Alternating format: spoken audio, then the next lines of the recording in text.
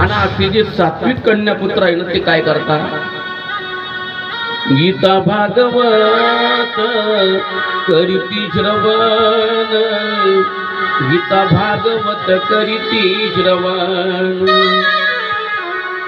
अखंड चिंतन विठोबाचे,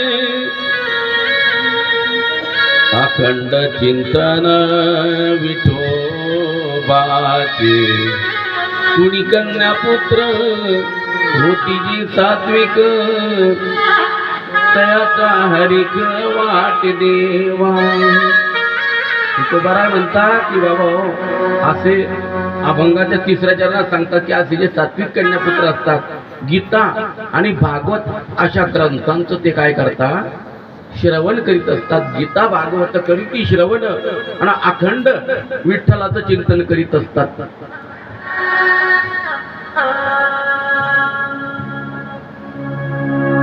विठ्ठल विठ्ठल विठ्ठल विठ्ठल विठ्ठल विठ्ठल विठ्ठल विठ्ठल विठ्ठल विठ्ठल विठ्ठल विठ्ठल विठ्ठल विठ्ठल विठ्ठल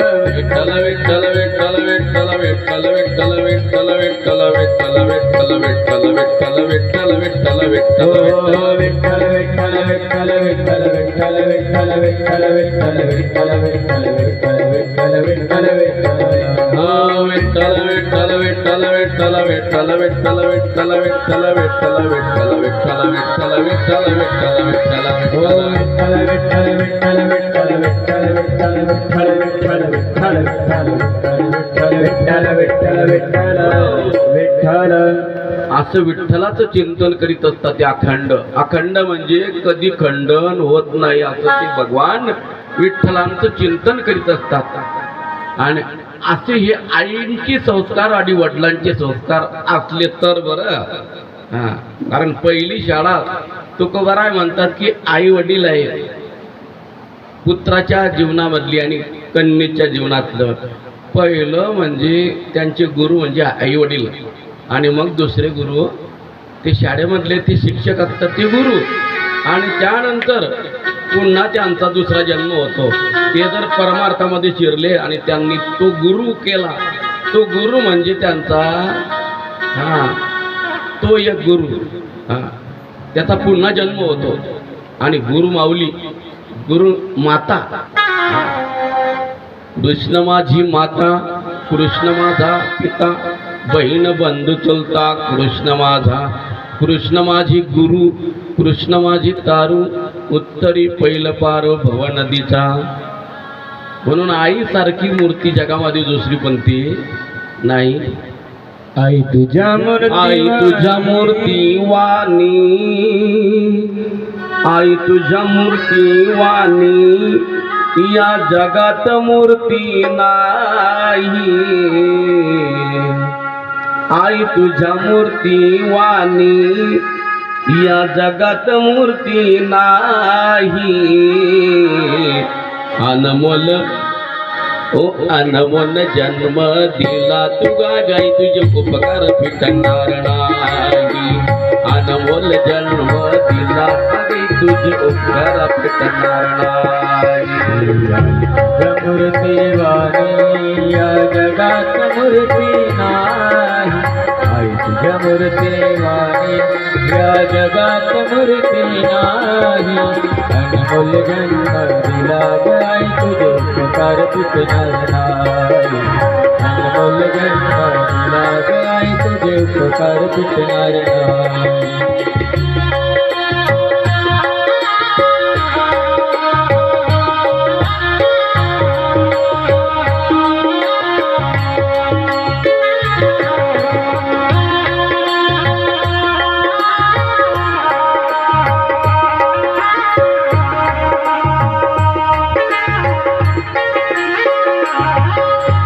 बालपणी मी खेळ खेळता दिसत होतो ताना, बालपणी मी खेळ खेळता दिसत होतो ताना, अमृताहुनी गोड आई पाजलास पाना, अमृताहुनी गोड आई पाजलास पाना. या उपकाराची तुझ्या या उपकाराची कधी मला जाणीव झाली नाही, मला जन्म दिला गाय तुझे उपकार भेटणार नाही, अनमोल जन्म दिला गाय तुझे उपकार भेटणार नाही, अनमोल जन्म दिला गाय तुझे उपकार भेटणार नाही, अनमोल जन्म दिला गाय तुझे उपकार भेटणार नाही.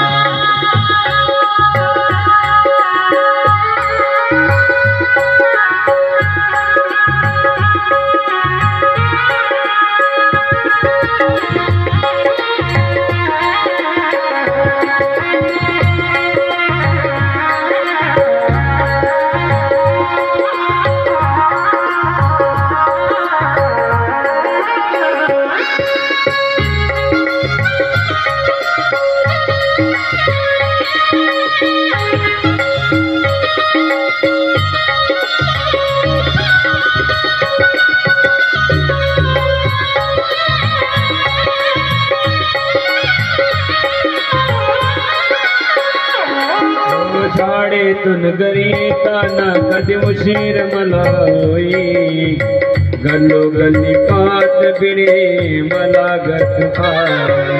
गल्लोगल्ली पाहत फिरे मला तुझ्या या प्रेमाची कधी मला आठवण आली नाही, तुझ्या या उपकाराची कधी मला आठवण आली नाही, अनमोल जन्म दिला काय तुझे उपकार भेटणार नाही, अनमोल जन्म दिला काय तुझे उपकार भेटणार नाही, अनमोल जन्म दिला काय तुझे उपकार भेटणार नाही, अनमोल जन्म दिला काय तुझे उपकार भेटणार नाही.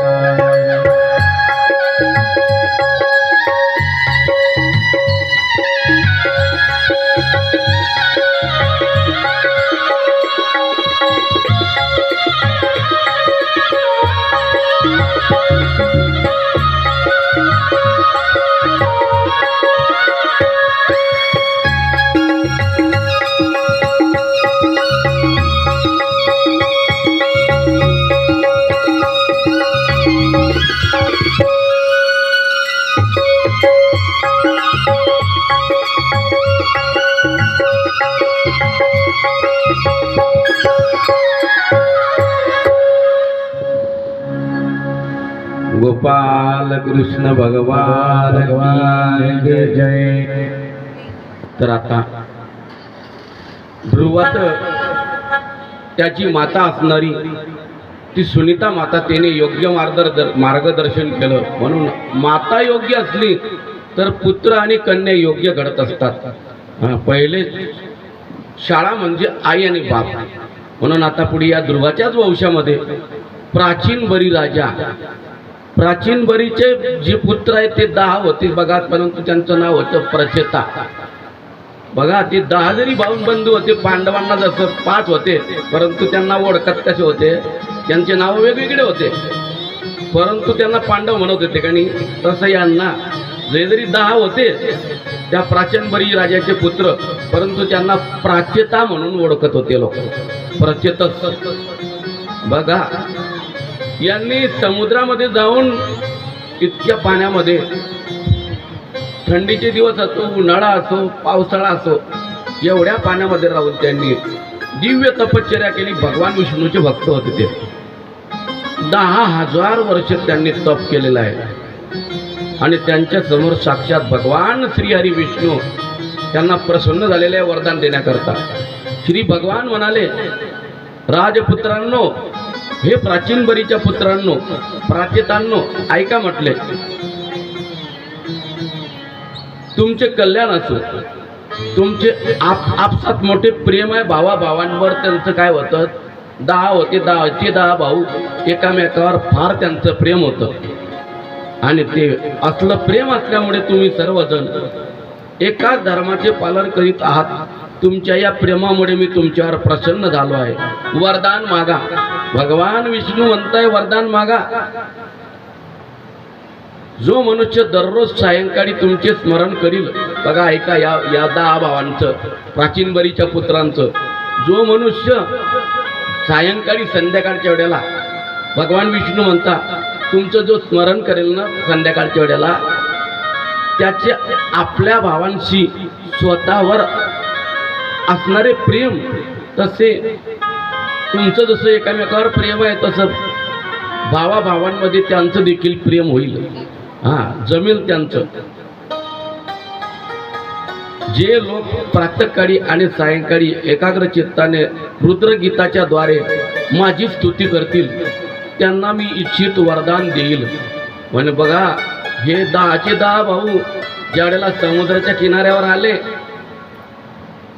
भगवान विष्णूची आराधना करण्याकरता, भगवान शंकर आणि पार्वती माता आले आणि त्यांना ज्या गीताचा उपदेश केला त्या गीताला म्हणतात, जसे गोपिकांनी गीत म्हटलं होतं ते कोणतं गोपी गीत, तसं यांना भगवान शंकरांनी जी गीत सांगितलं ते म्हणजे रुद्रगीत.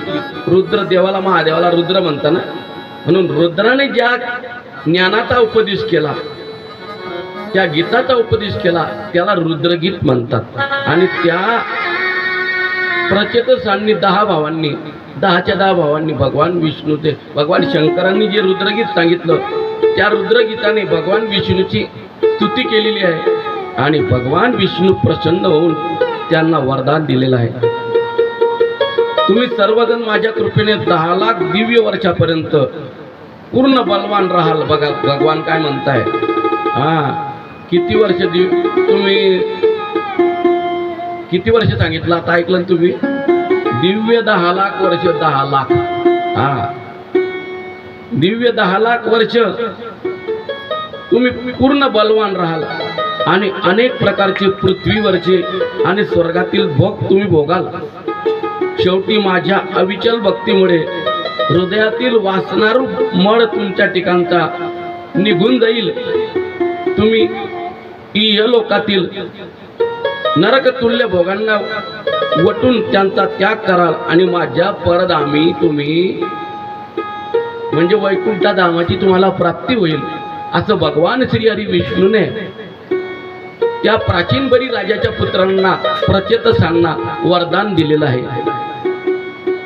मैत्रेय मुनी म्हणतात, विदुरा, भगवंताच्या दर्शनामुळे प्रचेतांचा रज आणि तमोगुणामुळे उत्पन्न होणारा मल नाहीसा झाला होता. सर्व पुरुषार्थांचे आश्रय आणि सर्वांचे परम हृदय श्री हरी विष्णू त्यांना असे म्हणाले तेव्हा ते हात जोडून सद्गदित वाणीने म्हणू लागले. प्रचेता देवाला म्हणतात आता भगवान विष्णूला, देवा प्रभो, आपण भक्तांची क्लेश, भक्तांची दुःख नाहीसे करणारे आहात. वेद आपल्या श्रेष्ठ गुण आणि नामांचे निरूपण करतात. आपला वेग मन आणि वाणीच्या वेगापेक्षाही अधिक आहे. मनाच्या आणि वाणीच्या वेगापेक्षा देखील ते प्रचेता म्हणतात तुमचा वेग, भगवान परमात्म्याला म्हणतात तुमचा वेग आहे. म्हणून देवा, तसेच आपले स्वरूप सर्व इंद्रियांच्या गतीच्याही पलीकडचे आहे. आम्ही आपल्याला वारंवार नमस्कार करीत आहात. आणि अशा प्रकारे भगवंताची त्यांनी स्तुती केलेली आहे. भगवान परमात्मा त्यांच्या जवळून त्यांना वरदान देऊन अंतर्धान पावलेले आहे. मैत्रेय मुनी म्हणतात, विदुरा, प्रचेतांनी अशी स्तुती केल्यावर भगवान चरणागत वत्सल निघून गेले तथास्तु म्हणून. यानंतर प्रचेतांनी समुद्राबाहेर येऊन पाहिले. बघा त्यांची तपश्चर्या पूर्ण झाली. 10,000 वर्ष. किती वर्ष तपश्चर्या केली? 10,000 वर्ष. 10 भाऊ होते ना, तर 10,000 वर्षे त्यांनी तपश्चर्या केली आणि समुद्राच्या बाहेर आले. तपश्चर्या पूर्ण झाल्यानंतर, फलद्रूप झाल्यानंतर त्यांनी बघितलं, समुद्राच्या बाहेर आल्यानंतर त्या समुद्राच्या किनाऱ्यावर वृक्ष उगलेले आहे भले मोठे मोठे, त्यांना त्या वृक्षांचा राग आला आणि त्यांनी काय केलं बघा, आपल्या तपश्चर्याच्या प्रभावाने त्या वृक्षांना ते जाळू लागले. प्रचेता प्राचीनबरीचे पुत्र जणू काही स्वर्गाकडे जाणारा हा मार्ग रोखून या वृक्षांनी स्वर्गाकडे जाणारा मार्ग रोखलेला आहे. म्हणून त्यांच्या तपश्चर्याच्या द्वारे त्यांच्या प्रभावाने तिथं त्यांनी अग्नी प्रज्वलित केला आणि ते झाडांना जाळू लागले. ते झाडांवर रागावलेली आहे. तेव्हा पृथ्वीला वृक्षवेलींनी रहित करण्यासाठी काळाग्नी रुद्रासारखं त्यांनी स्वरूप धारण केलं. तसा प्रचंड वायू आणि अग्नी त्यांनी आपल्या मुखातून सोडलेला आहे. ब्रह्मदेवांनी पाहिले की ते सर्व वृक्षांना जाडीत आहेत. ब्रह्मदेवाने बघितलं की जे प्राचीनबरीचे पुत्र आहे जे वृक्षांना जाडत आहे. तेव्हा ब्रह्मदेवांनी ते तेथे आले आणि त्यांनी प्राचीनबरीच्या मुलांना युक्तीने समजावून शांत केले. ब्रह्मदेवाने, ये प्राचीनबरी राजाच्या पुत्रांनो, प्रचेतांनो, थांबा म्हटले. अरे तुम्ही वृक्षांना जाळून टाकसान तर वृक्षांच्या भरोश्याच तर आपलं जीवन आहे आणि ते जाळल्यानंतर मग आपल्याला प्राणवायू कुठून मिळणार आहे. यानंतर जे काही वृक्ष शिल्लक होते ब्रह्मदेवाने त्यांना थांबवलं. ब्रह्मदेवाच्या सांगण्यावरून ते काय झाले, शांत झालेले आहे. त्यांनी भिवून ब्रह्मदेवांच्या सांगण्यावरून बघा, मग ब्रह्मदेवांनी त्यांना सांगितलं, म्हटले प्राचीनबरीच्या पुत्रांनो ऐका म्हटले, मी तुम्हाला एक सांगतो. आता तुम्ही एक काम करा म्हटले,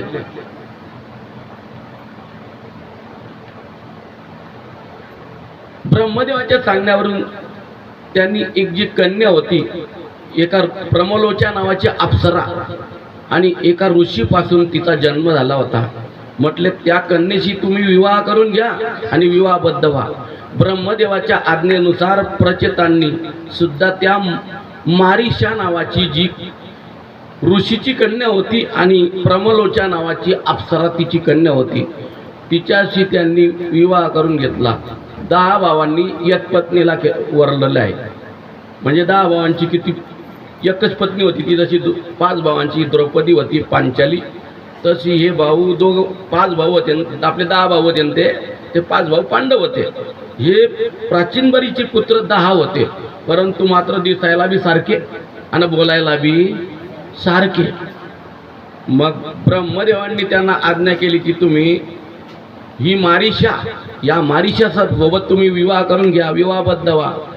आणि बघा मग तिच्यासोबत ब्रह्मदेवाच्या सांगण्यावरून त्या प्राचीनबरीच्या पुत्रांनी प्रचेतांनी विवाह करून घेतला आणि तिच्यापासून बघा, म्हणजे त्या 10 भावांपासून तिच्या ठिकाणी जन्माला आला तो म्हणजे तुम्ही कालच्या दिवशी जी कथा ऐकली सतीची आणि महादेवांची. महादेवांचे सासरे कोण होते मग तेव्हा? दक्ष प्रजापती. त्याला बोकडाचं मुख लागलं होतं का नाही, मग त्याला ते आवडत नव्हतं. खाली माधवाचं शरीर माणसाचं आणि वरती मुखोटा मात्र कशाचा आहे, मग त्याला ते आवडत नव्हतं. त्याने त्या बोकडाचा मुखाचा जे शरीर होतं ना त्याचा काय केला, त्याग केला.